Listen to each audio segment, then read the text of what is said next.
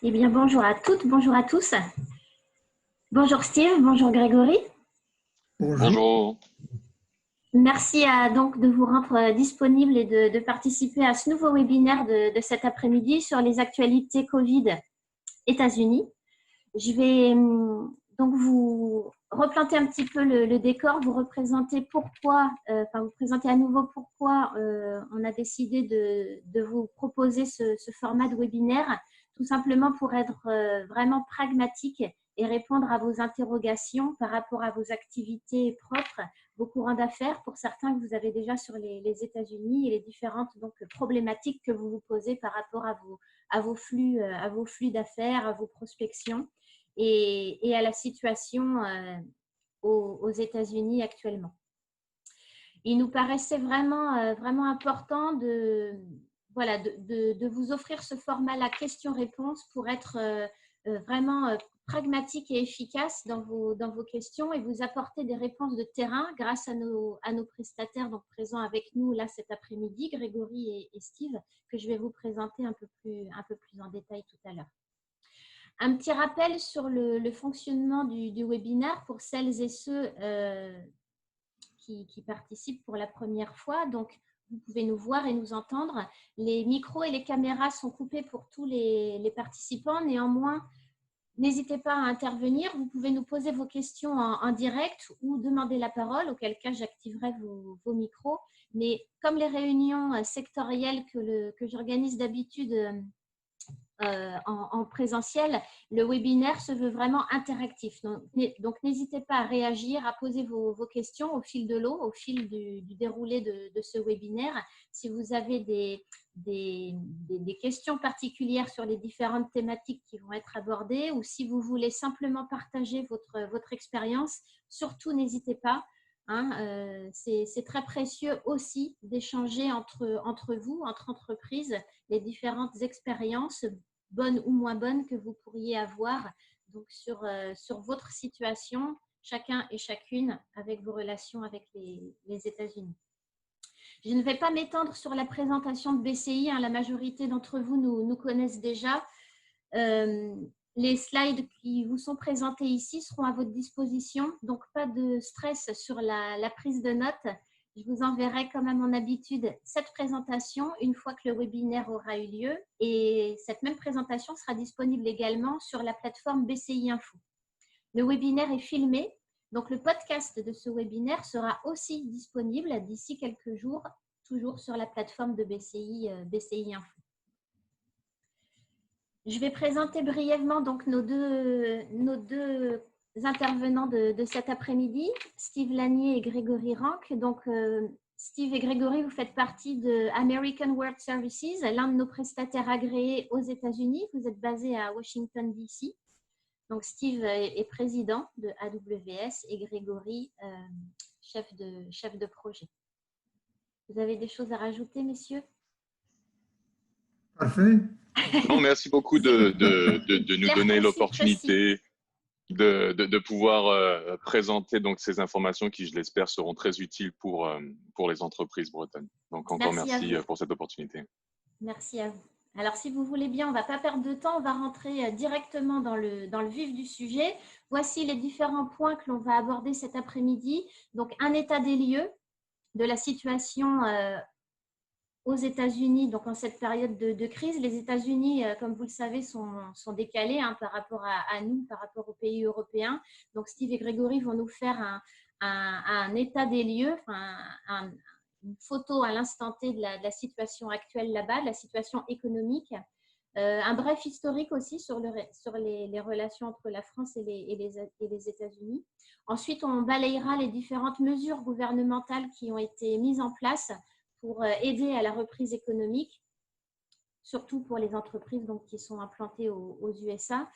On parlera aussi de quelques secteurs avec l'impact qu'a eu la crise sur ces différents secteurs. En fait, vous avez tous quasiment les mêmes questions. Les principales questions que vous m'avez posées, c'est quelle est la situation là-bas aux États-Unis? Est-ce qu'on peut s'y déplacer? Si oui, quelles sont les conditions? Si pas encore, quand est-ce qu'on pourra y retourner, quand est-ce que je vais pouvoir envoyer mes commerciaux là-bas aux États-Unis pour continuer ma prospection ou rencontrer mes clients ou mes fournisseurs.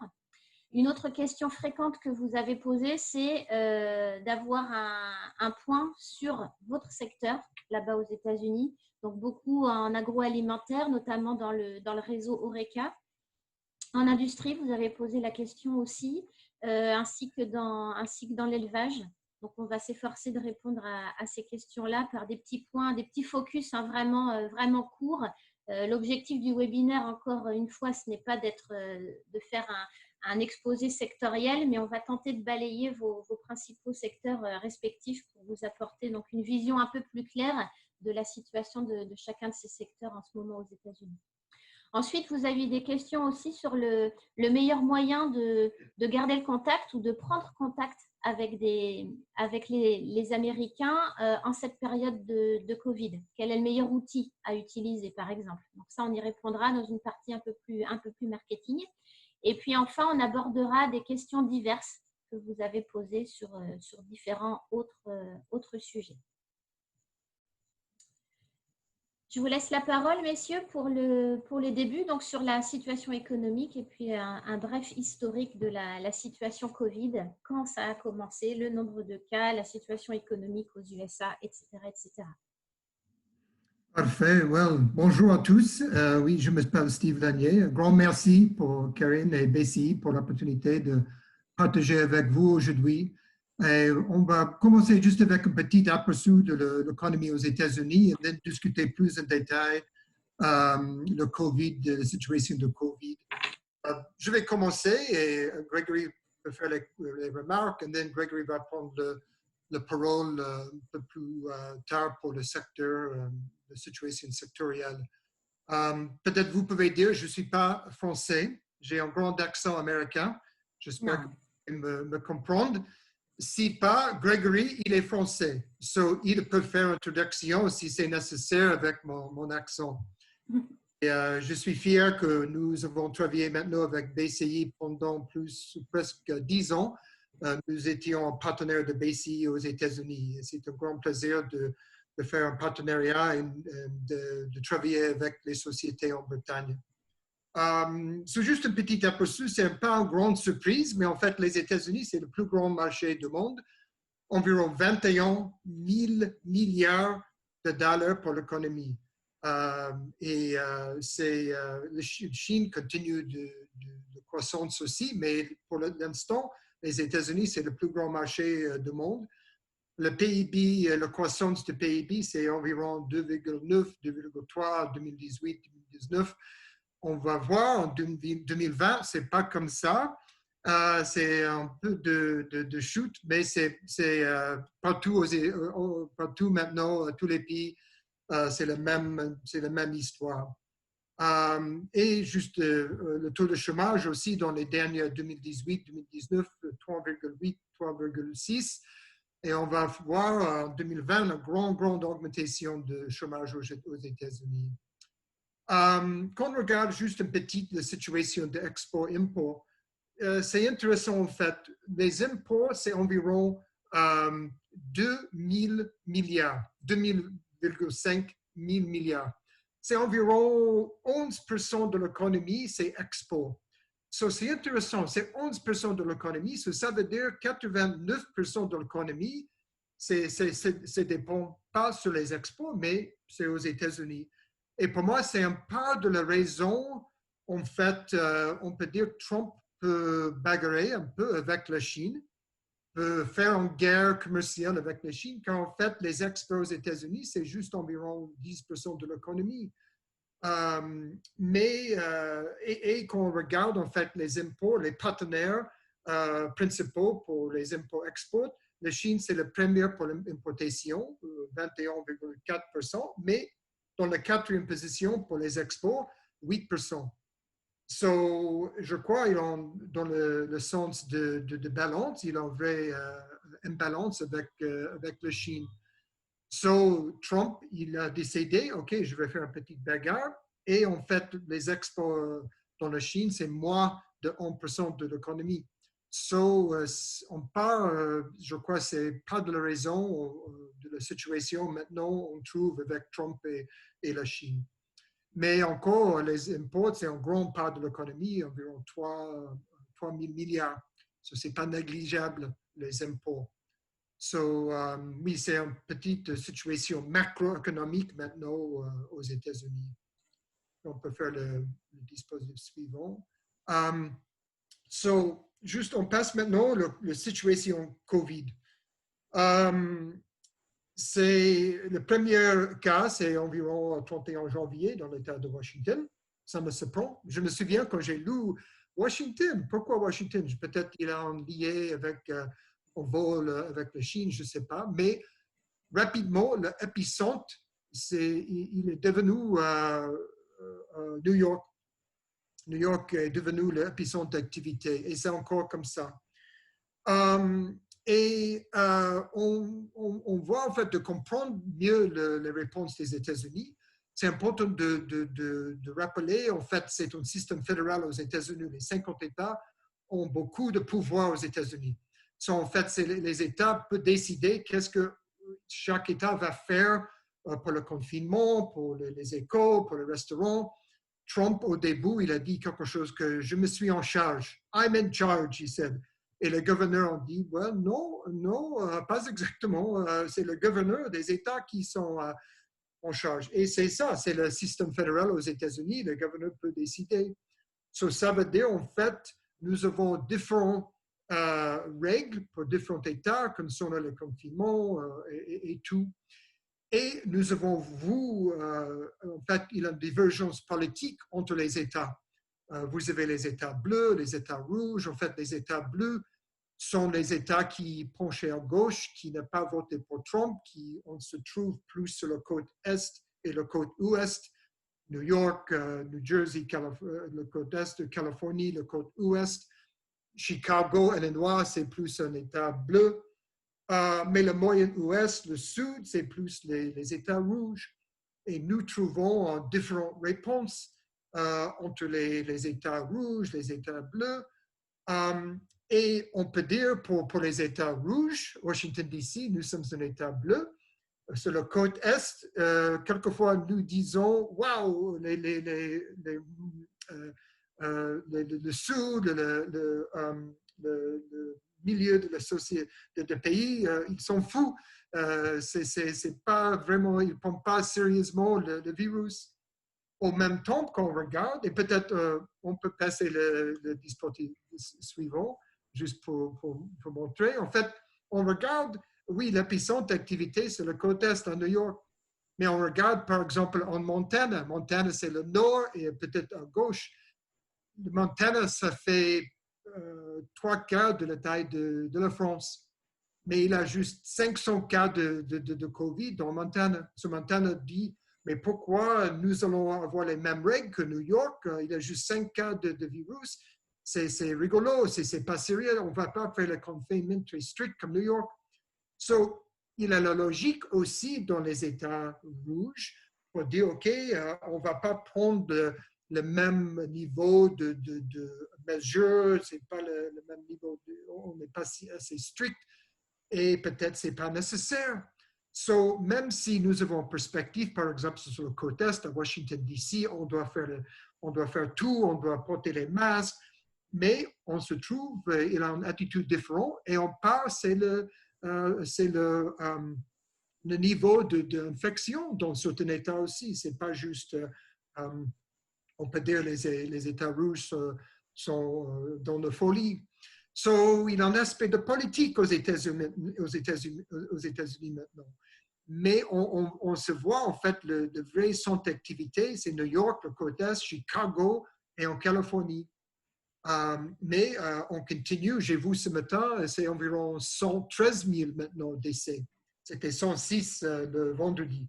Et maintenant, c'est environ 113 000 décès. Ça continue maintenant. La question qu'on a reçue, si le pays est encore dans le déni. Et je crois la réponse, c'est un peu, Ça dépend si on est dans le bleu ou dans le rouge. Pour le côte Est, la Californie, je me dis oui, c'est un peu encore dans le déni. Mais les autres, on a une perspective différente.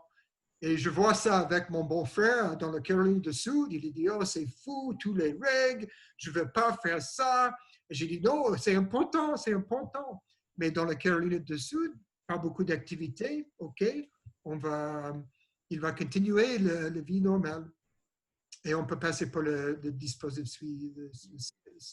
Si on voit, en fait, New York, Connecticut, New Jersey, compte environ 50% de tous les cas aux États-Unis. Juste 3 États, New York, Connecticut, New Jersey. Ça change la perspective quand c'est comme ça. So, oui, la division du pays est divisée et ça dépend sur les perspectives, qu'est-ce qu'on va faire pour le virus. Gregory, je ne sais pas si vous voulez, si tu veux partager un peu de comment français aussi, parmi la folie de COVID. Non, je pense que tu as tout à fait résumé la situation. Je pense que c'est vraiment du fait que chaque État donc a la possibilité de prendre les mesures qu'il souhaite pour la réouverture ou donc les règles sanitaires à mettre en place et on ajoute aussi donc un aspect politique entre les démocrates et les républicains. Donc c'est la raison pour laquelle, effectivement, dans certains États, d'un point de vue européen ou français, on peut parler de déni. Mais effectivement, du fait donc du niveau d'infection, certains États se disent pourquoi prendre des mesures aussi drastiques puisque donc on n'est pas affecté et de plus donc ces mesures ont un impact économique. Donc c'est pour ça qu'il y a une guerre ou du moins il y a une discordance économique, politico-économique, si je puis dire, au sein même des États-Unis. Merci. Et vous avez des questions, n'hésitez pas, vous pouvez prendre la parole, utiliser le petit chat questions-réponses ou le module converser pour nous poser vos questions en direct. Je peux aussi activer votre micro si vous préférez nous parler de vive voix. Donc, vraiment, encore une fois, n'hésitez pas. Je peux passer à la slide suivante. Donc, qui détaille plus les exportations.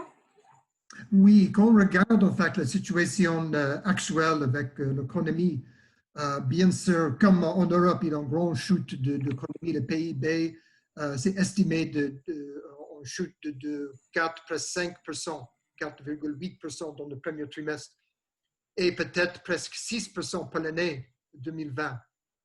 Et c'est sérieux, c'est une situation critique, c'est une situation difficile, même en France et en Europe, et je crois c'est quelque chose de difficile aux États-Unis maintenant.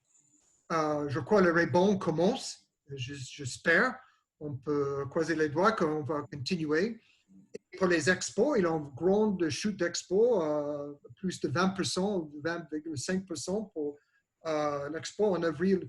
So, c'est une vraie diminution d'expos maintenant, spécialement pour l'équipement, les matériels industriels, l'automobile. So, c'est vraiment frappé sur l'industriel, je trouve.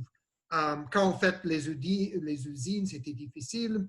Les consommateurs, c'est possible d'acheter les courses, mais ce n'était pas difficile d'acheter une voiture ou l'équipement. So, je trouve en fait le COVID a frappé plus sur l'industriel que pour le bien de consommation ou spécialement pour les produits agroalimentaires. Mais oui, effectivement, il y a une vraie chute dans l'économie pour le premier et deuxième trimestre. Mais pas à pas, on va commencer de rebondir maintenant. So on peut passer pour on regarde les importations, c'est moins affecté, juste presque 14%, ou 13,7% pour les importations de chute. Mais encore, c'est une situation difficile, encore pour les produits industriels, l'automobile, les biens d'équipement, on voit beaucoup de difficultés et beaucoup c'était vraiment affecté par la situation. So, je crois, mais c'est intéressant, en fait, les importations étaient moins affectées, juste 14%, pas 20%. C'est intéressant. On continue d'acheter les produits importés aux États-Unis maintenant, même s'il y a une vraie chute aussi dans les chiffres. On peut continuer le dispositif suivant. Et la situation de chômage, on se rappelle, en fait, en 2019, c'était juste 3,3 ou 6%, je crois, pour le taux de chômage. Maintenant, c'est 26%. C'est incroyable. C'est le pire depuis la Grande Dépression, les années 30. 40 millions de personnes, c'est incroyable. Mais j'ai lu en fait le chiffre de 26%, c'est mieux qu'il y a 2 semaines, quand c'était presque 30%. On commence, j'espère, de rebondir. Les restaurants, les magasins ouvrent et les restaurants commencent de reprendre les salariés. Je crois on va continuer, j'espère, pas à pas, mais je crois que le taux de chômage va continuer d'être haut. C'est difficile maintenant. J'ai un neveu à Chicago, il a perdu son emploi avec un restaurant et maintenant, on ne sait pas, c'est un restaurant un peu haut de gamme, mais il ne sait pas s'il va ouvrir encore. C'est difficile, ce n'est pas du tout facile, spécialement quand on regarde le petit diagramme, comme en France, les restaurants, le food service, c'est frappé le plus difficile pour le chômage. Oui, comme dans tous les pays, bien sûr. Ouais. C'est ça. C'est difficile. C'est pas une surprise, mais c'est difficile quand même.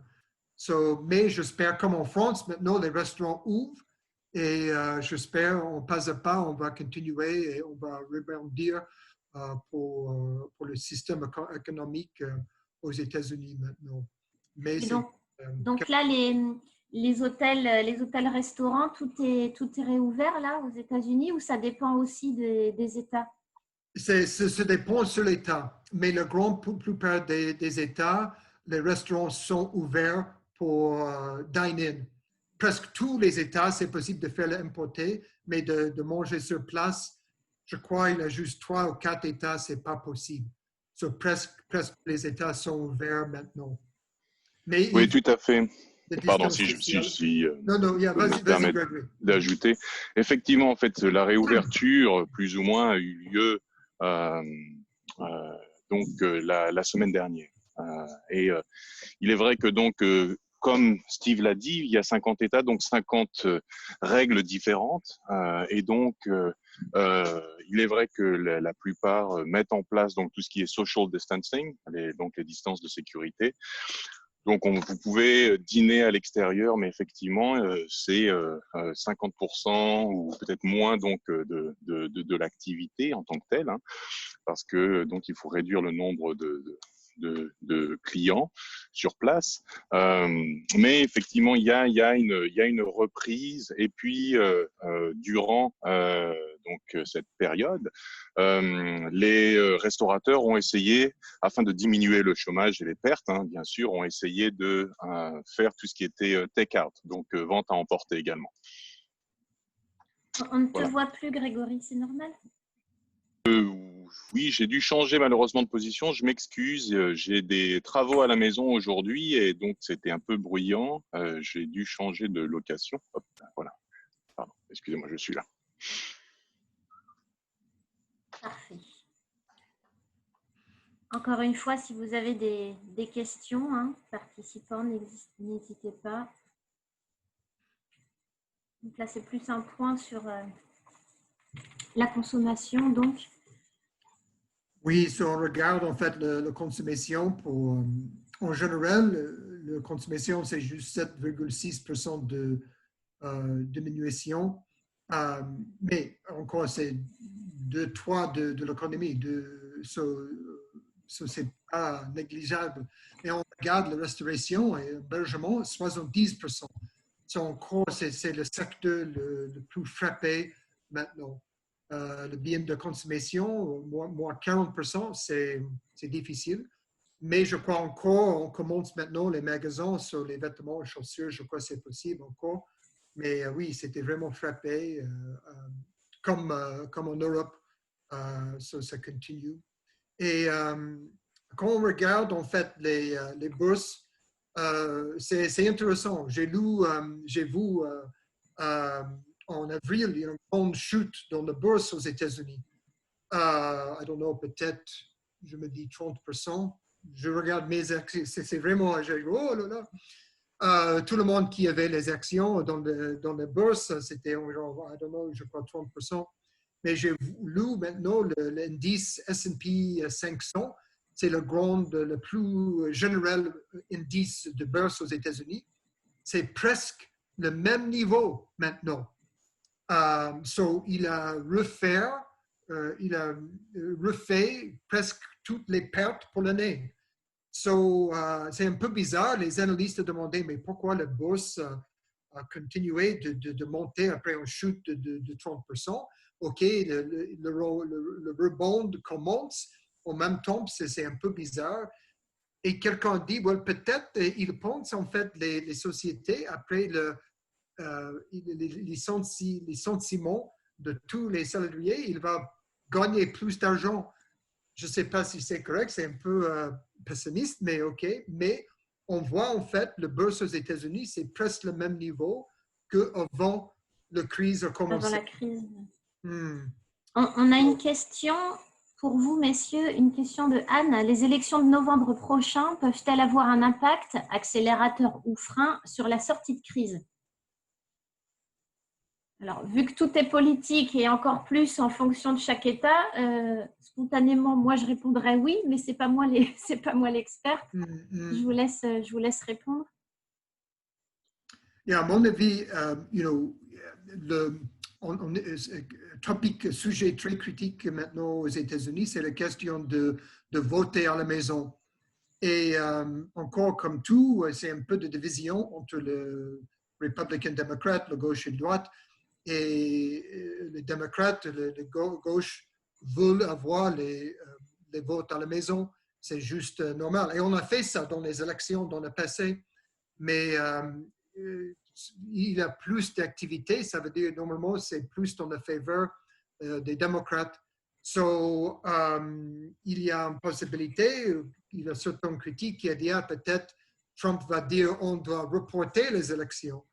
Mais je crois en général c'est pas possible.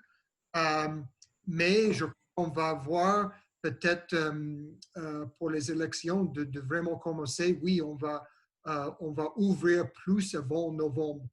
Mais je trouve, j'espère par novembre, on est un peu de normalité aux États-Unis, normal. Je ne sais pas si c'est vraiment normal comme avant. Mais j'espère en novembre, c'est possible et peut-être on va faire les choses c'est possible de voter en novembre, d'ouvrir un peu plus en septembre, octobre, on peut voter en novembre. Gregory, je ne sais pas si tu as quelque chose. Oui, tout à fait. Je pense que c'est une très très bonne question et malheureusement, c'est comme tout, c'est le manque de visibilité à moyen et à long terme. Il est vrai que donc aujourd'hui, c'est vraiment deux camps qui s'affrontent, donc les républicains et les démocrates. Et Trump est très vocal par rapport à ce qu'il veut faire et ce qu'il met en place. En revanche, il est vrai que donc les démocrates sont on va dire moins explicites sur comment ils vont aborder la situation et quels sont les projets qu'ils souhaitent mettre en place. Donc, il est vraiment difficile. Alors, on sait que novembre va être une période charnière. Donc, je pense que c'est assez difficile parce que les républicains ont vraiment peur de perdre le pouvoir. Les démocrates veulent vraiment que les choses changent. Et donc, tout le monde est vraiment sur le qui-vive afin de voir si effectivement il va y avoir une sortie, on va dire, positive de cette situation et qu'est-ce qui va en résulter, qu'est-ce qui va en résoudre. On a une autre remarque de Anne toujours. Paradoxalement, dans ce contexte Covid, la bourse augmente. Avez-vous une explication? Yeah, non, comme j'ai dit un peu, je crois qu'il a deux choses à mon avis. Le premier, c'est le plus logique. On va discuter un peu plus dans la session. Le gouvernement des États-Unis ont fait un grand stimulus pour l'économie. 2 000 milliards de dollars de stimulus pour l'économie. Et je crois les bourses, les sociétés avouent ça.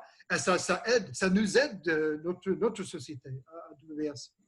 So, je crois c'était un peu quand les bourses avouent le niveau de stimulus et dit wow, ok, c'est 10% de l'économie totale, c'est du stimulus.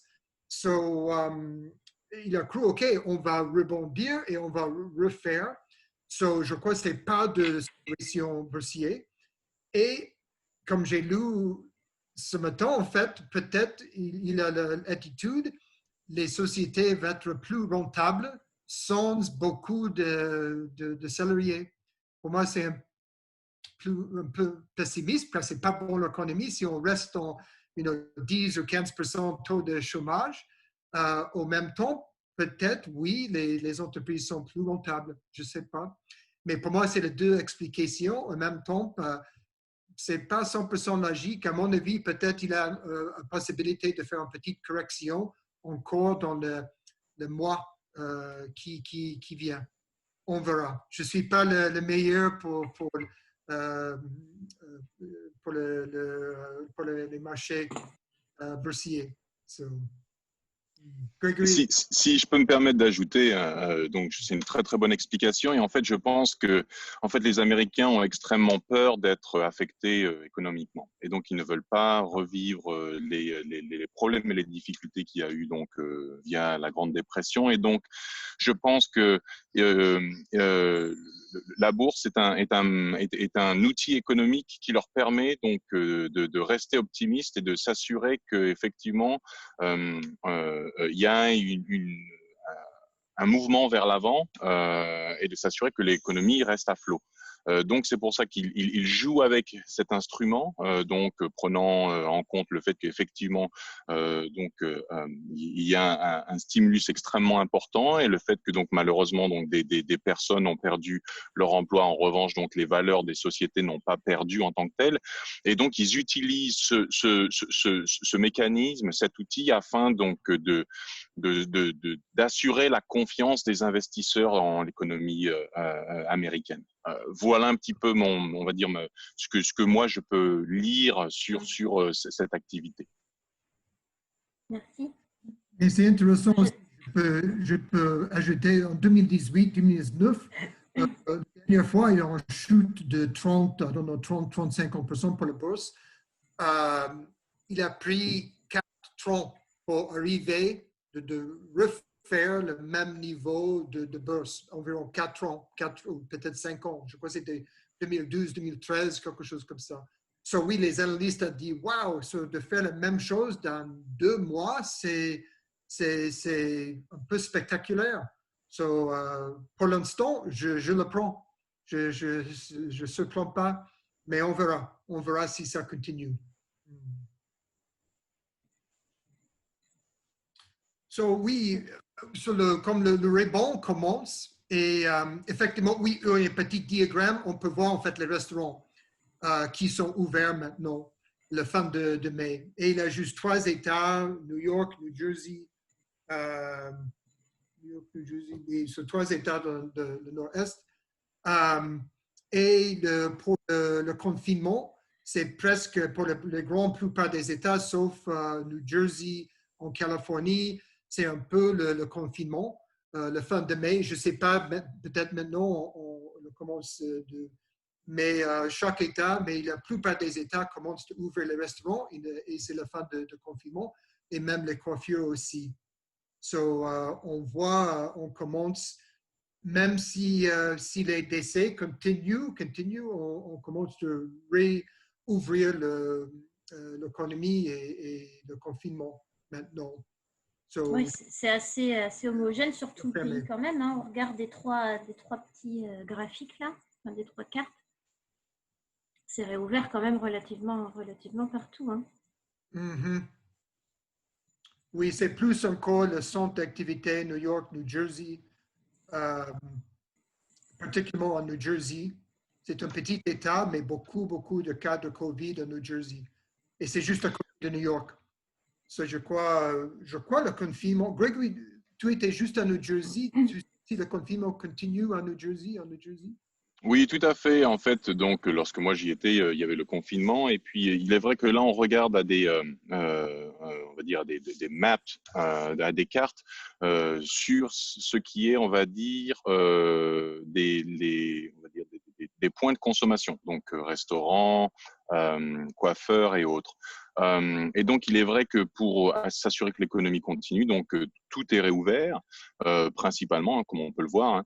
Il est vrai que pour donc le retour dans les entreprises, donc après, il y a des décisions individuelles hein, au sein même des corporations et des sociétés. Et donc, par exemple, à Washington, D.C., malgré le fait que donc les restaurants ouvrent à nouveau, il y a on va dire des directives au niveau donc des sociétés pour dire que afin de s'assurer de la bonne santé de chacun et que surtout le milieu professionnel soit sain, donc les sociétés n'ouvrent pas d'ici début juillet. Donc en fait, il y a une mesure qui dit que le retour dans les sociétés aura lieu après le 4 juillet et puis donc il y aura on va dire certaines réglementations. Donc tout le monde ne pourra pas être dans les bureaux en même temps. Il y aura une sorte de rotation. Il y aura encore du travail en ligne. Donc voilà, tout ça est encore en train d'être discuté et échangé afin de s'assurer de protéger la santé de tout le monde. Et juste on regarde, il est the winners, on peut dire the winners, les gagnants de COVID. On trouve un peu, en fait, comme tout le monde peut continuer d'acheter les courses, le secteur agroalimentaire, c'était pas assez touché comme les autres. So, on voit en fait les épiceries, c'est pas mal, et spécialement pour les ventes en ligne. On voit avant la crise, c'était environ 3 ou 4% en ligne. Maintenant, c'est plus peut-être 10-15%. Et je crois qu'on va continuer, peut-être pas le même niveau, mais j'imagine qu'il va continuer peut-être 7-8%. C'est peut-être double après la crise. So, c'est vraiment l'agroalimentaire, c'est un peu de gagnant, et spécialement en ligne. Et then, on trouve bien sûr les plateformes vidéoconférence comme nous faisons maintenant, comme Zoom. Avant, c'était personne que nous Zoom, mais maintenant, c'est tout le monde connaît Zoom en Californie, une société en Californie. So, mais on peut dire toutes les sociétés techniques qui font une activité pour aider la téléconférence, vidéoconférence, je crois que c'est vraiment les gagnants. Gel ou les dispositifs médicaux, c'est certainement les gagnants. Et then, le dernier e-commerce, certainement. Comme en Europe, en France, c'est impossible de visiter les magasins, mais Amazon continue de dominance, c'est incroyable. Mais oui, ça continue avec des activités e-commerce aux États-Unis, et je crois qu'on peut dire que c'est vraiment un secteur gagnant aux États-Unis maintenant. So, on continue pour ça. Et juste un petit aperçu pour les mesures mises en place par le gouvernement. Comme j'ai dit, c'est environ 2000 milliards de dollars de stimulus. So, c'est 10% de l'économie. Il y a un part qui c'était un chèque direct dans certains foyers, 1200. Et même s'il est en famille, il y a plus de 500 par enfant. So, ce n'est pas négligeable par exemple, une famille de 4 enfants, c'est pas mal. So, c'est direct en chèque pour chaque foyer. C'est en base de revenus, mais pour les foyers, certains foyers, c'est pas mal. Et nous avons un autre, 500 milliards pour le Paycheck Protection Program, le programme PPP. Et si vous avez une filiale aux États-Unis, je crois, je vous conseille de rechercher le programme. C'est un bon programme. Nous avons fait un prêt avec le PPP et ce n'est pas du tout difficile. On a fait de l'application avec notre banque, Citibank. Après 2 ans, nous avons reçu l'argent dans notre compte. Sur le programme PPP, c'est vraiment efficace. On doit certainement envoyer les documents, mais quand vous faites le document, ce n'est pas beaucoup de papier, mais c'est possible d'avoir une subvention. Au début, c'est un prêt, mais then, c'est une possibilité d'être en subvention. Si vous lisez pour garder les employés, c'est un programme très intéressant et je crois que c'est un programme pour tout, même si le parent est en société française, si vous avez une filiale, un Inc. aux États-Unis, c'est possible de prendre avantage du programme PPP. C'est très intéressant. Mais oui, l'activité aux États-Unis maintenant pour les mesures pour l'économie. On pourra peut-être communiquer aux participants un lien web sur lequel il y a des détails là-dessus, à quel moment le prêt est converti en subvention, sous quelles conditions, etc. Ça peut intéresser certains des participants. Si vous avez un support, un support source avec ces renseignements-là, on pourra l'intégrer à la présentation. Oui, c'est le programme par le SBA, Small Business Administration. Et si vous googlez SBA, Small Business Administration, je crois que c'est juste sba.gov. Et il y a beaucoup d'informations sur COVID et PPP, Paycheck Protection Program. Et il continue. D'ailleurs, excuse-moi Steven de t'interrompre. D'ailleurs, si dans la présentation, vous voyez plus de 500 millions interprétés dans le cadre, vous avez un lien donc USBA et donc si les participants ont la chance d'avoir la présentation, ils peuvent cliquer sur le lien et donc ils auront les informations directement. Et oui, effectivement, d'être un small business, il faut avoir moins de 500 salariés dans la société. 500, c'est un peu grand, spécialement pour les Européens. Mais aux États-Unis, la définition de small business, c'est moins de 500 employés. Mais oui, effectivement, il y a certaines activités. Et en fait, pour pardonner le prêt, les règles changent. Je viens de recevoir un email. Au début, il faut de dépenser le prêt 2 mois après on a reçu le prêt pour le payroll, pour payer les salaires. Mais j'ai reçu, si je comprends correctement, c'est juste aujourd'hui que j'ai reçu le mail. Maintenant, c'est possible d'avoir 24 semaines. Ça veut dire peut-être 6 mois, pas 2 mois de dépenser l'argent que nous avons reçu.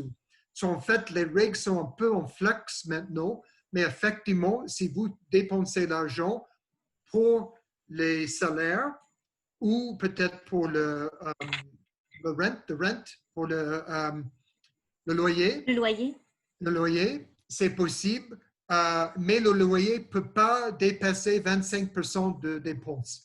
C'est plus pour les salaires. Si vous dépensez pour le salaire, pour garder les salariés, alors vous pouvez, le gouvernement peut pardonner le prêt et ça change dans une subvention.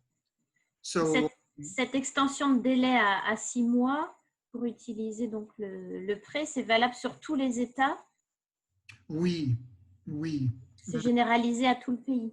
Mm-hmm. Les règles ne changent pas d'un État à l'autre. Non, je ne crois pas. Je comprends que Trump, il a signé la loi le vendredi. Et c'est pourquoi je viens de recevoir un mail. Et je n'ai pas lu les détails. Je veux lire les détails. Juste pour moi, je comprends. Mais jusqu'à maintenant, je n'ai pas reçu pas d'application pour pardonner. Je crois peut-être en juillet ou en août, on va recevoir les documents on doit remplir pour pardonner, mais je ne sais pas. Ce n'était pas indiqué le délai pour pardonner le prêt ou de changer le prêt vers de subvention. J'attends. J'ai un intérêt personnel que nous avons un prêt PPP. Mais presque toutes les entreprises que je connais ont pris PPP, que tout le monde a été frappé par le COVID. C'est juste comme ça. C'est intéressant aussi, c'est pas mal, $600 par semaine pour le chômage. Il n'y a pas de chômage technique aux États-Unis, c'est juste chômage ou pas. Et maintenant, il y a 40 millions dans le chômeur. Tout le monde reçoit $600 par semaine, plus. C'est pas mal. Mon neveu, j'ai parlé à Chicago, il a dit oui, je gagne plus maintenant qu'avant. Et ce n'est pas permanent, c'est temporaire, mais il est très content. Mais il cherche, il veut continuer, mais il espère son restaurant va ouvrir, mais ce n'est pas de tout certain. Mais pour le court terme, $600 par semaine, c'est presque €600 par semaine, c'est pas mal. Il a les programmes qui aident l'économie, mais je crois que c'est obligatoire. C'est obligatoire maintenant.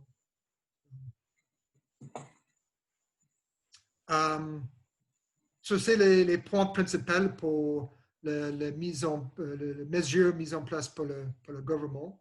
Est-ce que vous avez des questions sur ces mesures mises en place par le gouvernement, des choses qu'on n'aurait pas abordées, que vous souhaiteriez, dont vous souhaiteriez que l'on parle maintenant? N'hésitez pas.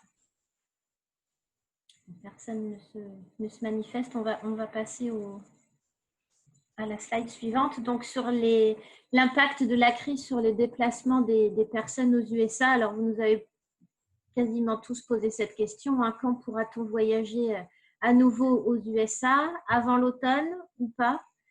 Et pour faire court, une autre question, c'est est-ce que les voyageurs business sont assimilés aux voyageurs touristes, ou est-ce qu'il y a une différenciation entre les deux? Est-ce que certains voyageurs, donc, voulant aller aux États-Unis pour le business, ont des dérogations en fonction peut-être du secteur d'activité ou autre? Comment se passent les déplacements des personnes aux USA? Donc, je vous laisse répondre, messieurs. Ouais.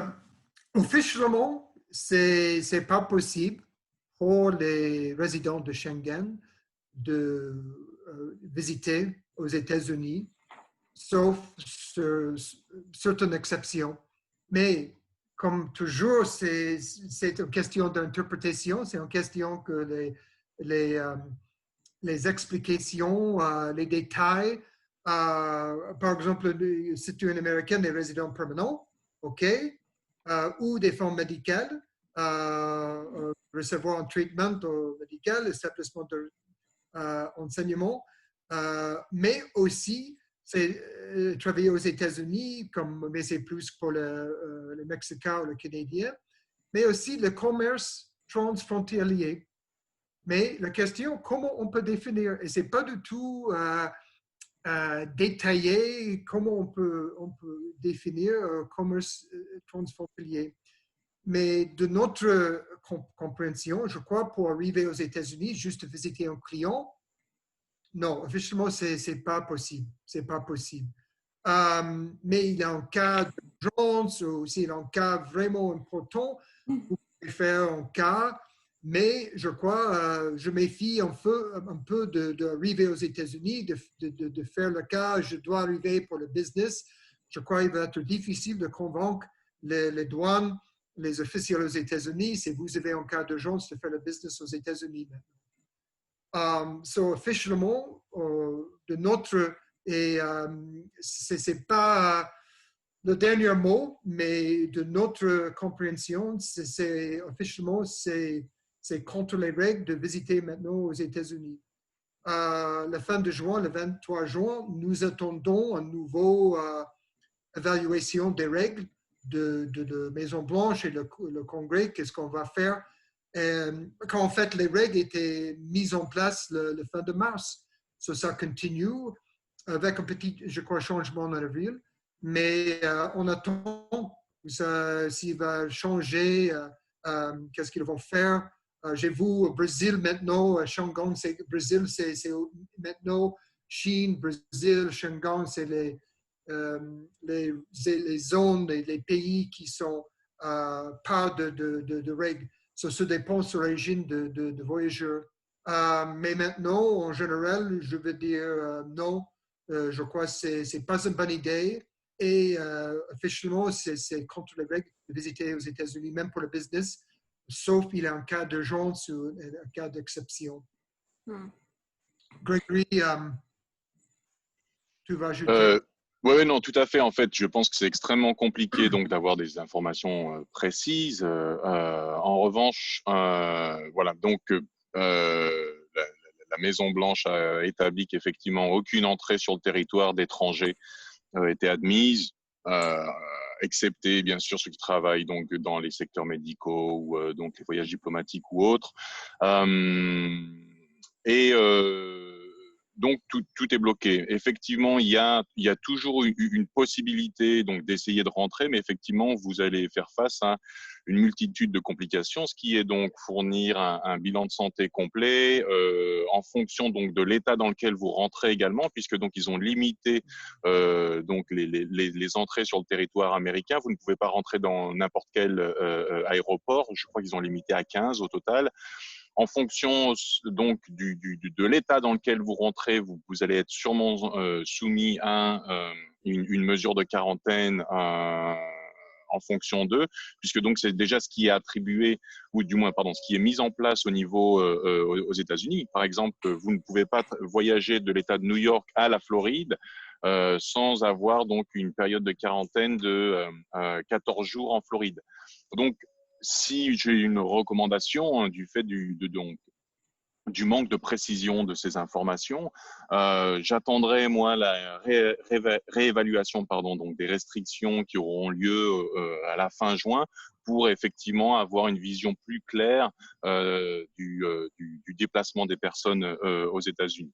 En revanche, en ce qui concerne l'automne, il n'y a pas eu donc d'annulation de vol à ce jour. Et donc, je pense que les États-Unis vont suivre plus ou moins ce qui se passe en Europe. On a vu donc l'Espagne va donc réévaluer aussi fin juin. Donc, je pense que la plupart des pays, en fonction de la manière dont ils ont été touchés, vont réévaluer au mois de juin et donc donner d'autres directives. On va passer au transport logistique maintenant. Donc, le transport des marchandises. Très bien. Alors donc, comme vous avez pu le voir, en fait, donc l'économie mondiale au total a été touchée. Et donc, bien sûr, tout ce qui est le secteur du transport, comme on l'a vu et comme on peut le voir ici, je pense que le graphe parle de lui-même. Les transports et donc le transport de passagers, donc ça qui est donc sur le transport des compagnies aériennes, ont été fortement touchés, extrêmement touchés. Du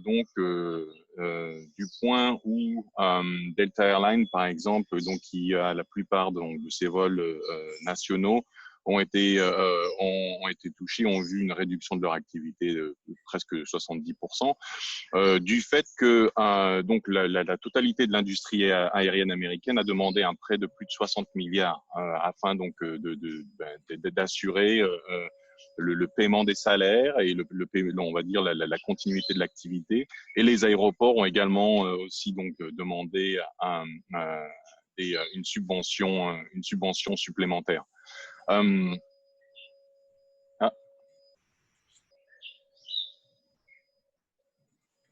Is it me? Non. Ok, parfait. Je t'ai donné la main. Je t'ai donné la main et du coup, ça sent le mode diaporama s'efface. Attends, je remets juste en diaporama. I think I pressed on the wrong button. Ouais. Voilà. Normalement, c'est bon, tu as la main pour… Donc, on a pu voir qu'effectivement, tout ce qui est les compagnies aériennes ont été extrêmement touchées. Les vols internationaux donc, ont été complètement arrêtés, excepté donc American Airlines. Je pense qu'ils ont quelques vols encore qui vont en Europe. Mais il est vrai que donc l'hébergement et les transports ont été les secteurs les plus touchés. Can we go to the next one? Pardon, j'ai plus la main. Ah, super. Vous voyez également donc, on va dire l'activité, on va dire routière, donc le transport des marchandises. Donc que ce soit transport des activités pour tout ce qui est magasin de consommation, donc épicerie, pour l'industrie, le commerce et les warehouses. Ok. Alors, du fait de cette réduction d'économie, et puis du fait donc que beaucoup de gens ont été affectés, beaucoup de sociétés ont fermé ou ont diminué leurs activités. L'activité donc diminuant, on voit qu'aujourd'hui, pour l'aspect donc routier, l'économie américaine marche à peu près à 83% donc de son activité commerciale. Et donc New York, New Jersey, qui ont été vraiment les épicentres, eux donc ne sont que à 66% de l'activité totale. Une chose qui est donc intéressante à voir également, c'est comme on l'a dit, il y a des secteurs qui ont bénéficié de cette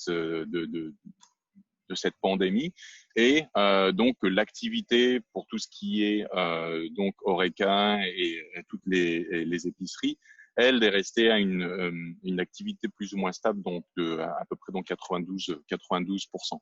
En ce qui concerne le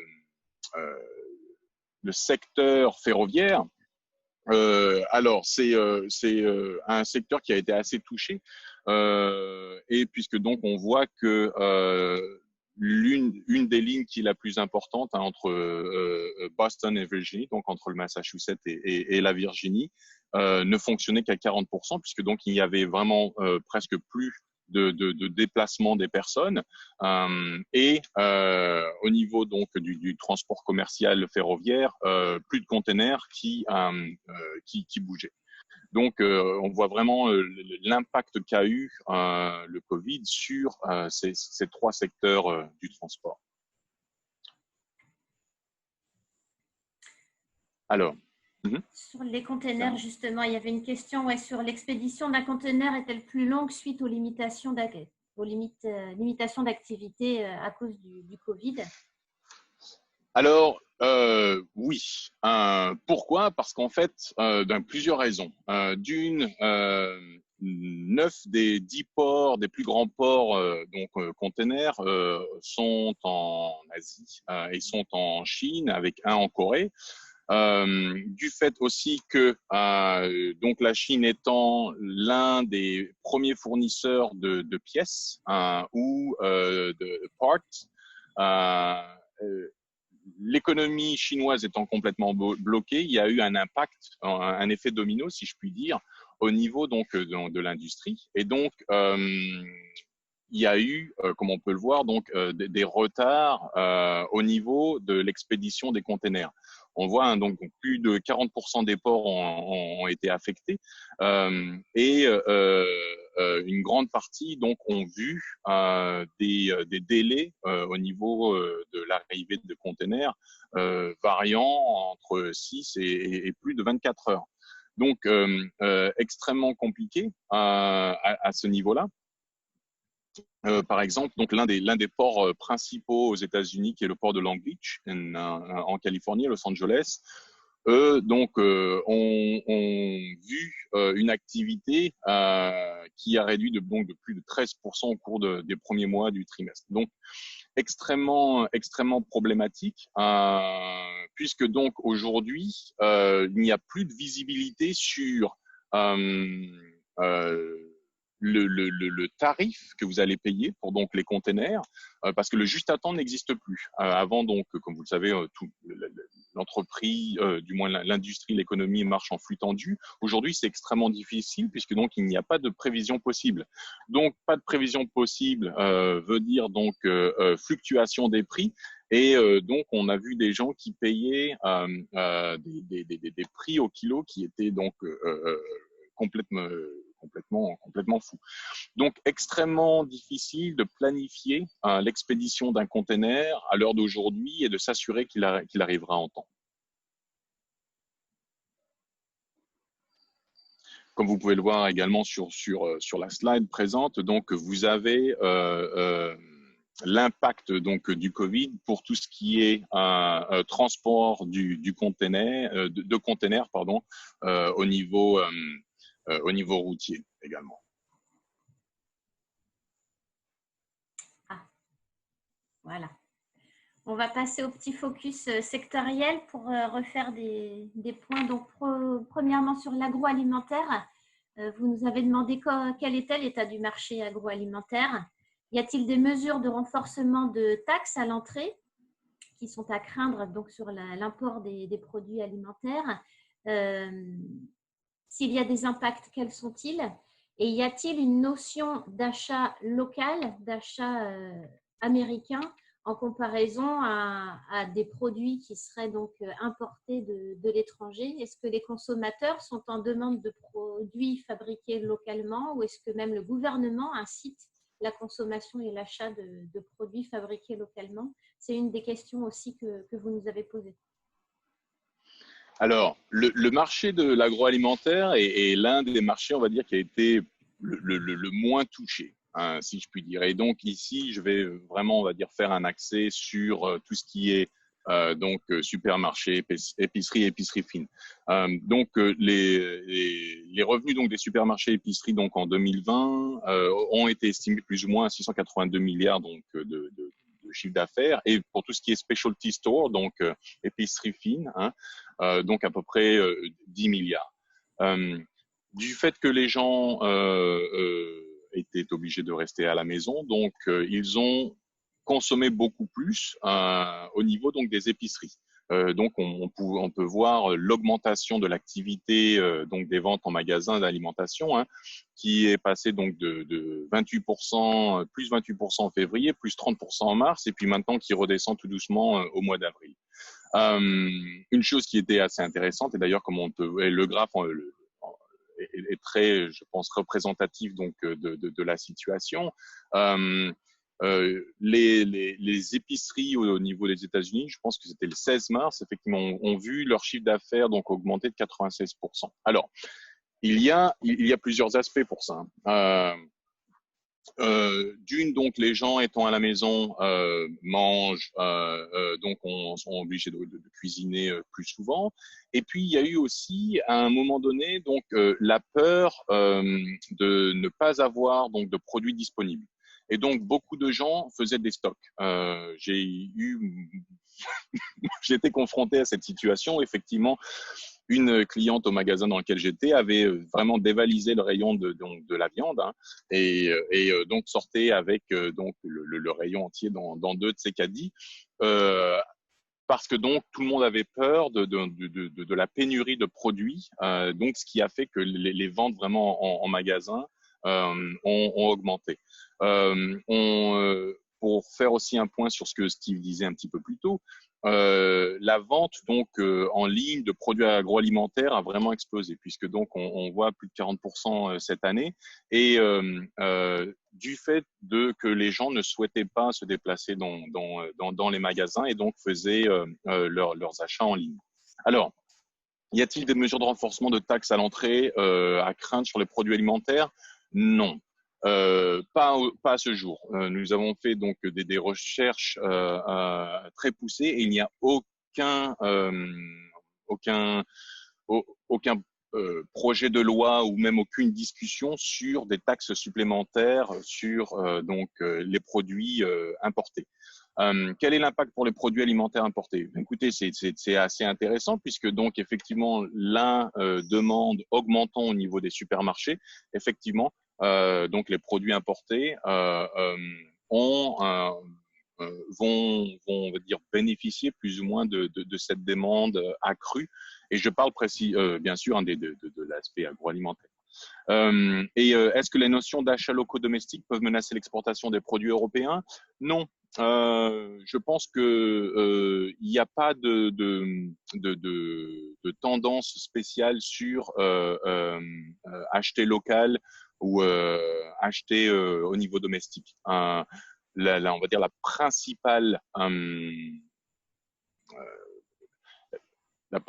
peur des consommateurs, c'est c'est la pénurie. Donc, que ce soit un produit étranger ou un produit américain, ils le voient vraiment de la même manière. Et puis surtout, donc aujourd'hui, du fait de la pénurie, les gens, on va dire, sont moins regardants. Par exemple, donc comme tous les pays, ou du moins la plupart, on a eu une pénurie de papier toilette. Et donc, aujourd'hui, la majeure partie des papiers toilettes viennent du Mexique. Et donc, les emballages sont mexicains. Il n'y a pas d'emballage anglais. Donc, et les rayons sont toujours vides. Donc, il n'y a pas vraiment de souhait d'acheter local ou d'acheter de produits domestiques. On peut juste ajouter, Mhm. on parle aussi de la région. Et encore, on peut discuter les États bleus et rouges. Mais par exemple, j'ai un ami dans le sud, il habite dans le sud, et il a mis sur son Facebook page, si vous avez reçu un stimulus, un chèque, achetez les produits américains. Mais ce n'était pas à cause de Covid, c'était juste son mentalité avant le Covid. On se trouve plus d'attitude d'acheter les produits américains dans le Moyen-Ouest ou dans le Sud. Le côte Est, le côte Ouest, en général, on se fout si c'est un produit américain ou pas. Si c'est un bon produit et bon prix, j'achète. Je crois que le Covid a changé rien, mais il y a certaines attitudes pour certains individus d'acheter américain. Merci. Ensuite, il y avait une question sur différentes filières du secteur agro, le lait, la viande et les œufs. Donc, comme cette question-là est assez spécifique seulement pour 2 participants sur le nombre total d'inscrits à ce webinaire, on va passer vraiment rapidement sur ces petits focus filières, si vous voulez bien. Oui, avec plaisir. Et puis, donc, on se fera un plaisir donc de rentrer un peu plus dans les détails après, donc, si besoin est.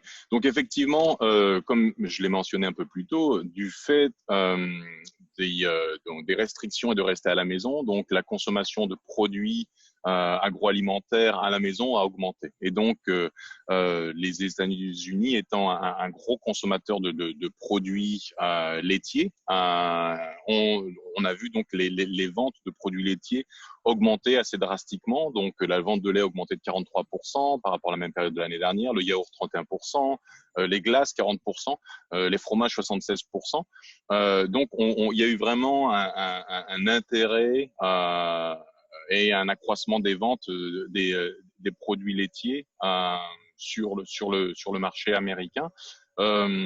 Cet intérêt risque potentiellement de diminuer un petit peu donc après le COVID-19, puisque donc les gens vont ressortir, vont manger à l'extérieur, donc dans les restaurants ou autres, où le besoin de produits laitiers est différent. Donc ça, c'est un graphique assez représentatif. Donc voilà, tout à fait, exactement. Ouais. Sur la viande ? Alors, sur la viande, effectivement, un aspect intéressant, comme je vous l'ai dit un petit peu plus tôt, donc avec cette dame qui prenait le rayon de viande devant moi, le fait donc de rester à la maison, les Américains mangent aussi énormément de viande. Et donc, l'augmentation du volume en 2020 à aujourd'hui, donc on peut le voir, a augmenté donc de 78%.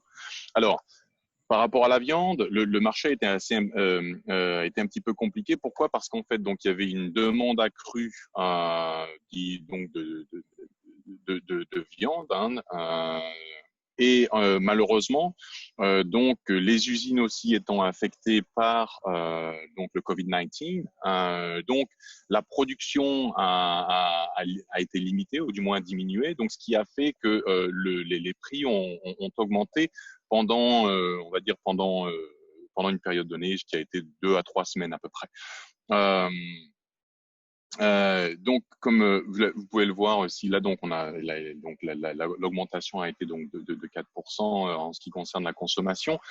Alors, pour les prévisions, je pense que les choses vont aussi donc revenir à la normale donc dans les prochaines semaines du fait donc de l'ouverture des restaurants puisque donc comme vous pouvez le savoir les Américains mangent énormément à l'extérieur et donc utilisent énormément les services agroalimentaires etc donc tout ce qui est repas préparés et autres. Donc, je pense qu'il va y avoir un réajustement dans quelques semaines sur la viande. Mais effectivement, la viande a été un des secteurs qui a vraiment aussi donc bénéficié de cette situation. Je pense que ce graphe est extrêmement représentatif donc de la consommation de viande que vous pouvez le voir donc la première semaine de mars jusqu'au 22. Donc on voit que la consommation de dinde a augmenté de plus de 126%. Donc je pense que c'est vraiment représentatif de l'essor et des ventes, de l'explosion des ventes donc des produits viande sur le marché américain. Alors, on a une remarque, il doit y avoir une erreur dans les chiffres. Consommation de viande par habitant, 99 kg avec une diminution de 4%. Vous indiquez 4,5 kg. Alors, je n'ai pas fait attention à cette coquille. Alors, ça doit être… C'était dans les slides d'avant. Ouais. Consommation de viande, 4%. Alors, effectivement, donc là, on a ce qui est vente au détail et ce qui est aussi donc les prévisions à venir, hein, d'accord. Malheureusement, il est difficile dans cette période, et donc il doit sûrement y avoir une coquille ici, il est difficile d'avoir des chiffres sûrs et vérifiés du fait des administrations. Et donc, en fonction des sources donc dans lesquelles que l'on prend, il peut y avoir, comment on dit, a discrepancy, une différence. Et donc, dans ce cas-là, je me ferai moi un plaisir de regarder à nouveau et d'identifier plus de sources afin de vous fournir une information qui soit corrigée.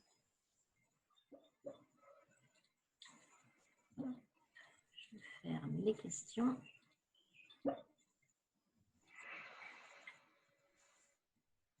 Alors ensuite.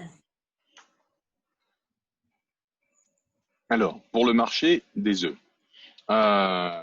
Donc, le marché, comme on va dire le secteur de l'œuf, hein, a bénéficié au même niveau donc du fait que les personnes restaient à la maison. Donc, il y a eu une croissance du niveau de consommation des œufs. Donc, on peut le voir donc de 16% au cours des 20 dernières années, mais plus précisément, donc les commandes d'œufs auprès des grossistes, donc ceux qui livrent les magasins, a augmenté donc de plus de 600%. Et donc, ce qui a été assez intéressant et puis surtout très difficile à gérer auprès des grossistes, puisque donc l'augmentation, il était difficile de faire face à une augmentation, puisque donc les poules ne pondent que quelques œufs par jour. Donc, le prix, en revanche, n'a pas été extrêmement affecté. En revanche, les prix du marché en gros, eux, ont augmenté donc de 100% au cours des dernières semaines. Sachant que les magasins, afin donc d'assurer l'accessibilité donc aux œufs, ont essayé donc plus ou moins compenser l'augmentation tarifaire à ce niveau-là. Et donc, comme moi j'achète des œufs, il n'y a pas eu d'augmentation drastique au niveau donc du client en tant que tel, mais je pense que cette différence a été répercutée au niveau donc du portefeuille de produits des des épiceries afin donc de permettre bien sûr aux gens d'acheter des œufs correctement.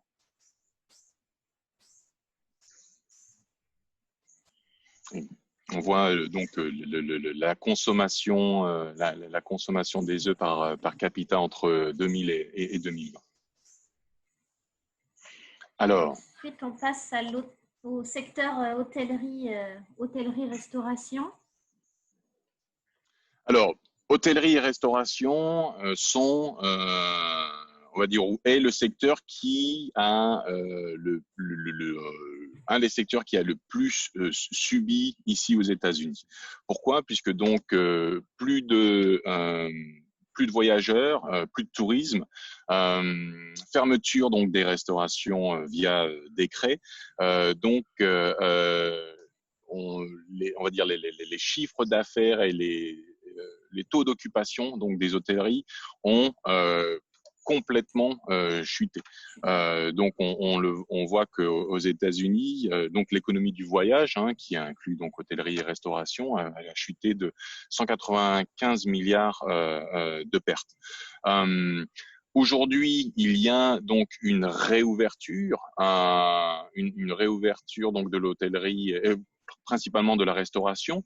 Il est vrai que l'hôtellerie risque de faire face à, on va dire, une conscience sanitaire et santé afin donc de loger des gens. Et puis surtout, donc l'hôtellerie est directement dépendante du transport aérien.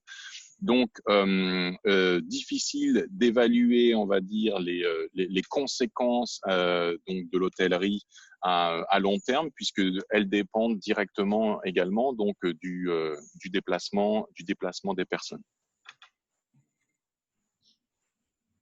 L'industrie maintenant. Alors, comme l'a indiqué Steve un peu plus tôt, donc on a vu par rapport aux baisses qu'ont subi certains marchés et certains secteurs sur le marché américain, l'industrie a été également l'un des plus touchés. Donc, on voit un 6,3% de baisse de la production manufacturière, ce qui était donc l'une des plus importantes depuis 1946. Et puis, donc, production de véhicules automobiles et de pièces avec moins 28%. Alors, la situation au niveau de l'industrie, c'est que aujourd'hui, non seulement l'industrie est touchée par donc la propre situation, donc le Covid-19, et aussi bien intérieurement, puisque donc certains de leurs employés sont touchés, donc diminution de la production, parce que aussi donc diminution de la demande. Mais malheureusement, donc cette industrie risque d'être touchée, on va dire, à plus long terme, parce qu'en fait, elle va subir aussi les effets indirects de la baisse globale des dépenses dues à cette cession. Donc, aujourd'hui, comme on peut le voir, les hôtels, les restaurants, parcs d'attractions, les stations-service, les gymnases, donc tout ça est fermé, et donc toutes les sociétés qui produisent des biens pour ces secteurs d'activité ou pour ces activités en tant que telles sont directement impactées par la situation. En revanche, dans le futur, on peut voir que les sociétés produisant des produits, on va dire, donc du bois, des métaux, les semi-conducteurs ou autres, vont être également affectés par les effets indirects donc de la pandémie. Et aujourd'hui, donc, par rapport à une étude qui a été faite, plus de 80% des fabricants s'attendent à ce que leur société fasse face à un problème budgétaire et financier assez important. De plus, ce qu'on a pu voir par rapport au délai donc des containers, du transport de produits, l'industrie aussi en tant que telle a subi, donc on peut le voir, 35,5% donc de ces sociétés ont subi des problèmes d'approvisionnement. Donc ils sont vraiment donc l'industrie en tant que telle est dans une situation très, très difficile puisque donc moins d'employés touchés par le Covid, moins de pièces, moins de demandes, problème d'approvisionnement. Donc voilà, une situation qui est extrêmement difficile pour le secteur industriel. Steve, est-ce que tu veux ajouter quelque chose sur l'aspect industriel? Non, c'est parfait. Non? Okay. Alors, on passe à la slide suivante. Mm-hmm. Donc là, il y avait pas mal de questions, comme je le disais en préambule au début du webinaire, pas mal de questions que nous, on a classées dans la partie marketing. Donc, quel type de prospection privilégier en cette période de crise? Plutôt les mailings, plutôt le téléphone ou les réseaux sociaux? Une première prise de contact par mail avec les sociétés américaines sera-t-elle bien perçue pendant la crise, toujours, hein, sous-entendu? Quels supports sont appréciés pour approcher les entreprises américaines? Quelles recommandations avez-vous? Quelles sont les recommandations pour le démarchage des usines ou des sociétés agroalimentaires? Comment aborder le marché de l'hôtellerie de luxe aux USA dans le domaine de la déco d'intérieur? Et y a-t-il beaucoup de Français présents dans ce secteur?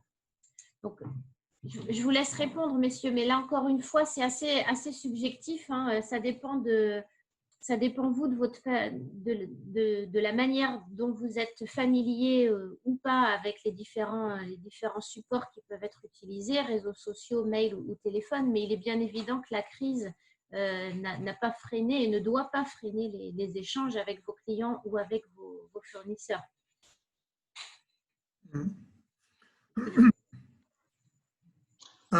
Steve, souhaites-tu commencer ou... Ok, je peux commencer juste pour donner un petit aperçu macro.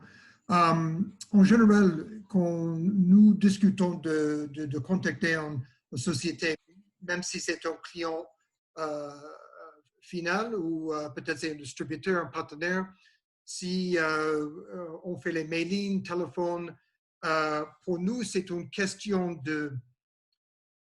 d'offrir quelque chose de spécifique et de rencontrer votre story, to tell your story.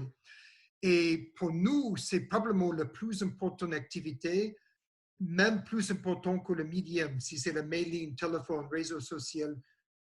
Pour nous, c'est vraiment de développer, de présenter les aspects uniques de votre société, de vos produits, pourquoi vous êtes aux États-Unis, qu'est-ce que vous avez pour offrir, c'est différent, c'est intéressant.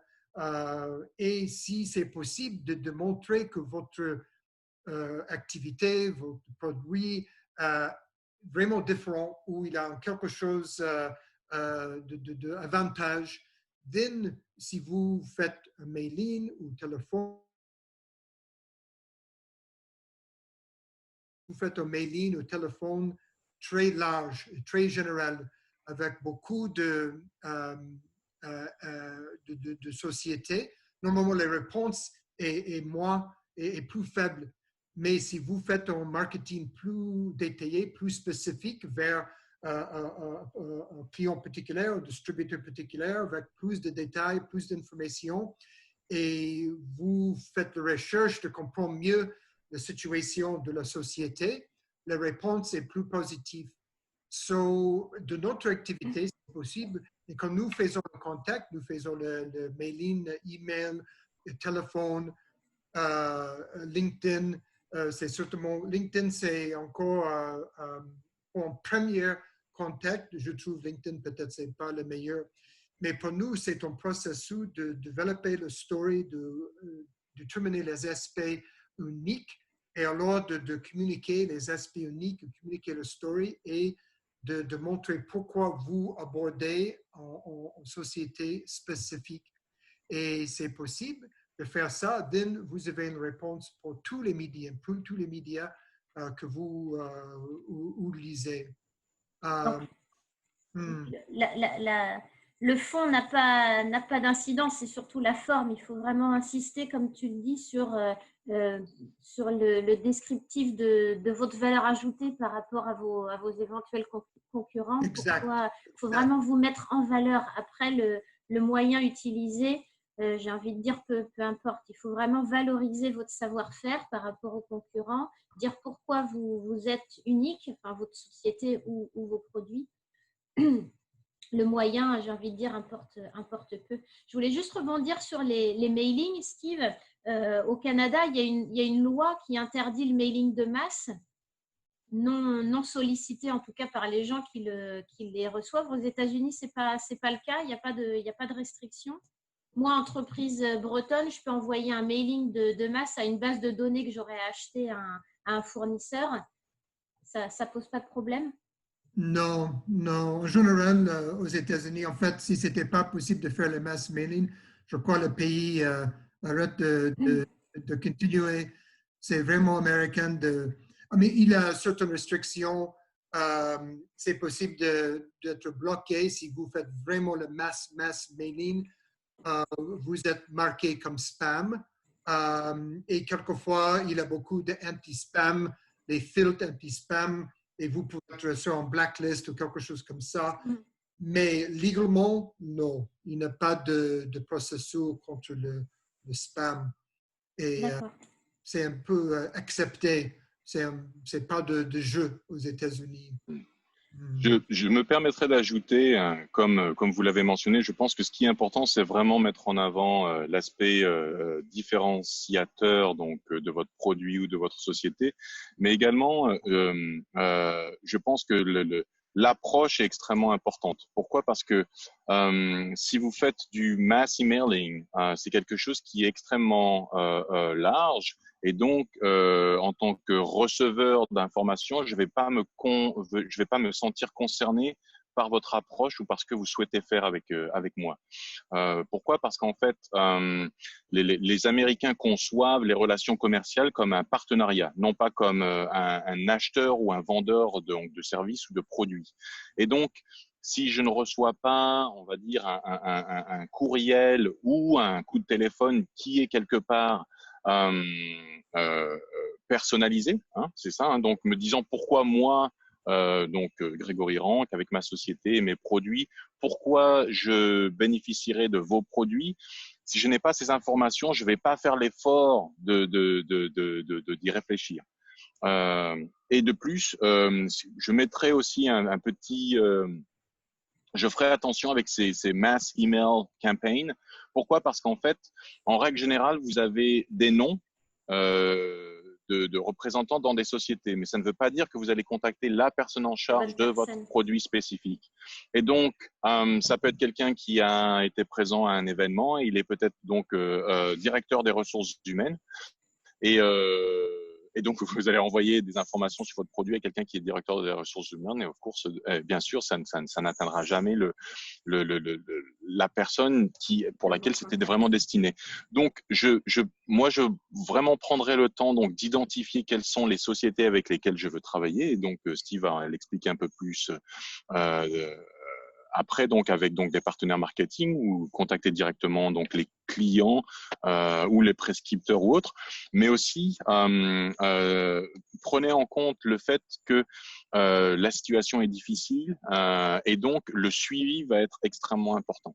Le suivi que vous allez mettre en place, c'est-à-dire donc contacter, assurez-vous que les personnes que vous avez contactées ont bien reçu les informations. Est-ce qu'elles ont des questions? Et si vous n'avez pas de réponse, c'est tout à fait normal. Pourquoi? Parce que tout le monde est en train d'essayer de consolider la situation telle qu'elle est, et donc ils ne sont pas aussi réactifs qu'ils pourraient être par le passé, même si les Américains ne sont pas extrêmement, on va dire, prennent pas beaucoup la démarche donc de vous contacter directement, mais voilà, vraiment le suivi est extrêmement important et essayer de mettre en place quelque chose d'un petit peu plus personnalisé. On va dire, ce serait mon point de vue pour vous assurer d'avoir une réponse et que les choses avancent. On va passer aux dernières questions, donc, qui étaient un peu plus généralistes. Donc, d'un point de vue général, est-ce que c'est risqué de se lancer là, maintenant, dans une démarche de prospection vers les États-Unis? Si oui, quels sont les risques? On a abordé un petit peu les points de réponse tout au long de ce webinaire, mais Qu'est-ce que vous pouvez répondre à cette question? Y a-t-il un risque plus que d'habitude de commencer maintenant une prospection? Pour moi, le risque et les réponses sont un peu plus difficiles d'avoir maintenant quand en fait tout le monde travaille à la maison. So, quelquefois, il n'y a pas quelqu'un qui répond au téléphone. Mais maintenant, si on commence un projet, si par exemple, quand nous faisons une recherche de partenaires, ça prend plus d'un mois de préparer tout le story, la présentation. So, à mon avis, si on commence maintenant, on ne va pas contacter jusqu'à juillet, août ou septembre. So, mais je crois que le risque maintenant, c'est juste plus difficile de contacter les responsables. Tout le monde est plus diffus à la maison, mais il n'y a pas de vrai risque maintenant. Et c'est pas, je crois, personne pense, c'est pas acceptable de me contacter maintenant pendant la crise. Pour les Américains, le business, c'est le business, et le business, c'est 24 heures, 24 heures, crise de crise, on fait le business. Je crois qu'il n'y a pas de mentalité contre le business pendant la crise ou pendant le COVID. À mon avis, c'est juste un peu plus difficile de lancer une activité maintenant, mais quand même, il prend 1-2 mois de préparation et je crois en 2 mois, ce n'est pas de problème de contacter les sociétés. Gregory, peut-être tu peux ajouter. Oui, tout à fait. Il n'y a pas de risque en tant que tel. Prenez juste en considération qu'effectivement, donc, beaucoup de sociétés ont fait face à des problèmes, on va dire, financiers, ou font encore face à des problèmes financiers, où donc des gens ne sont pas au travail, des gens sont à la maison. Donc, certaines sociétés, du fait donc de certaines pertes, ne sont pas forcément ouvertes pour ouvrir leur portefeuille de produits. En revanche, comme Steve l'a dit, les États-Unis se basent sur le business et donc parce qu'ils ne veulent pas être affectés de manière négative par donc l'aspect économique du Covid-19, les Américains sont extrêmement optimistes et surtout ne veulent surtout pas, ne sont pas, on va dire, ne prennent pas de précautions. Et donc, alors, je m'explique quand je dis précaution, c'est-à-dire qu'ils sont toujours ouverts à une opportunité, quelle qu'elle soit. Et donc, c'est pour ça, même si c'est un petit peu plus difficile ou ça prend un petit peu plus de temps donc pour lancer l'activité, il n'y a pas de risque pour se dire bon, bah, c'est pas le moment et puis donc revenez dans 3 ou 6 mois. Je pense que profitez de ce moment où l'activité économique est un petit peu réduite pour vraiment bien préparer votre nouveau projet et puis donc l'entrée sur le marché américain. Oui, puis quelle que soit la période, enfin, sûrement encore plus maintenant, justement, bien préparer votre présentation de produits et d'entreprises. C'est justement ça qui va faire que vous allez ressortir du lot par rapport à d'autres sollicitations que pourra recevoir votre contact côté US. Tout à fait. L'autre question, c'était à quand peut-on espérer une visibilité plus importante? Bon, on a indirectement répondu. Je me demande la même chose. La rentrée, à partir de juillet, déjà, ça devrait se décanter un petit peu, d'après ce que vous disiez. C'est ça. Après, une visibilité, donc là, ça englobe une visibilité sur la réouverture des magasins, des restaurants, etc., sur la reprise normale de l'activité économique, sur la reprise aussi des voyages. Donc, encore une fois, voilà, on n'a pas de boule de cristal, on ne peut pas répondre précisément à cette question. Il faut espérer que d'ici juillet, août, ça puisse rentrer progressivement dans l'ordre, en tout cas, pour qu'à l'automne, effectivement, tout soit revenu, je l'espère, redevenu normal. Oui, tout à fait. Je pense que… pardon. Oui, je pense que donc d'une fin juin, début juillet, on aura une autre vision sur qu'est-ce qui nous attend? Aujourd'hui, on est un petit peu bloqué par rapport donc aux restrictions qui ont été mises en place, non seulement au niveau américain, mais international, hein, pour donc tout ce qui est transport de marchandises et de personnes. Donc, je pense que début juillet, on aura un nouveau set of information, un nouveau package d'informations, afin donc d'identifier un petit peu quelle va être la visibilité que l'on aura. Et puis, à partir du moment où je pense les vols internationaux seront réouverts et qu'il y aura un déplacement des personnes plus facile, l'économie va très très vite reprendre. Alors, je ne sais pas, mais je pense que à l'automne, les choses vont vraiment s'ouvrir plus facilement. Et la dernière question, c'était au sujet des incoterms, plus particulièrement à propos de l'usage du DAP.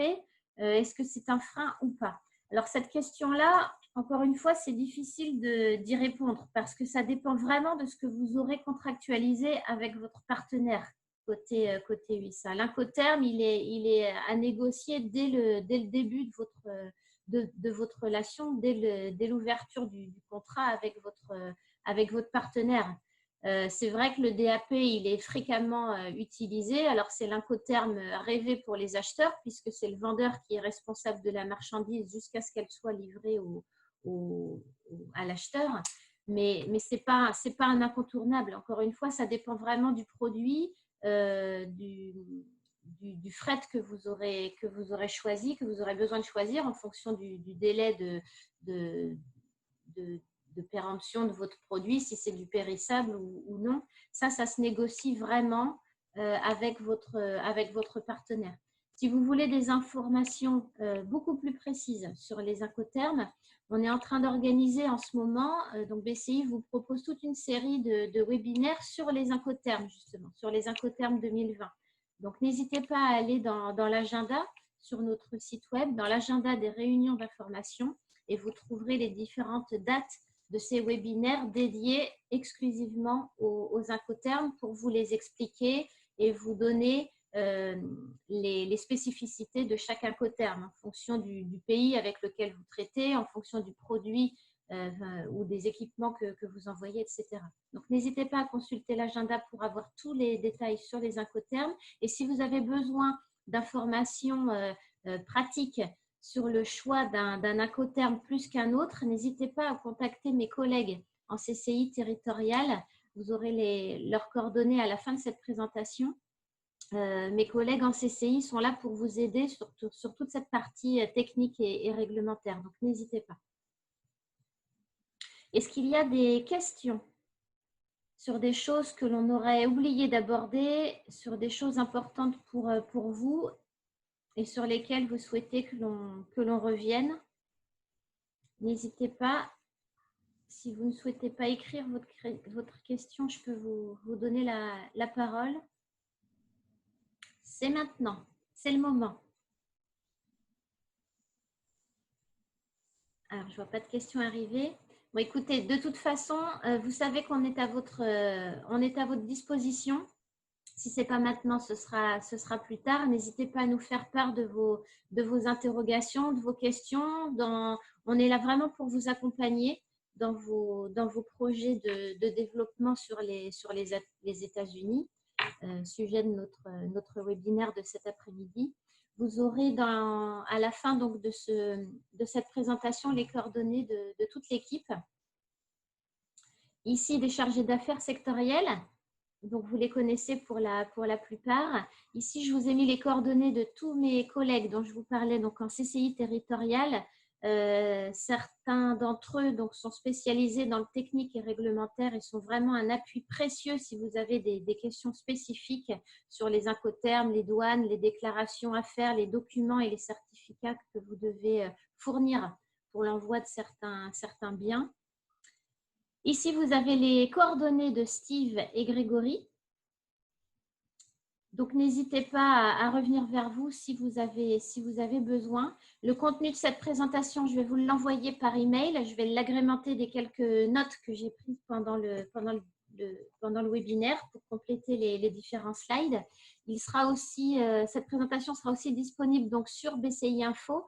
Je vous ai mis le lien web ici. Je vous invite vraiment à consulter cette plateforme qui est disponible sur notre site. Vous y avez des informations mises à jour quotidiennement sur les actualités Covid, évidemment, avec des rapports synthétiques de nos prestataires agréés à l'étranger pour chacun de leurs pays. Ils ont fait des fiches pratiques donc sur la situation économique actuellement en période de crise. Donc, n'hésitez pas à consulter tout ça. Consultez aussi les actualités. Il y a un petit onglet actualités sur notre site web. Donc, vous retrouvez toutes les informations importantes sur notre site web.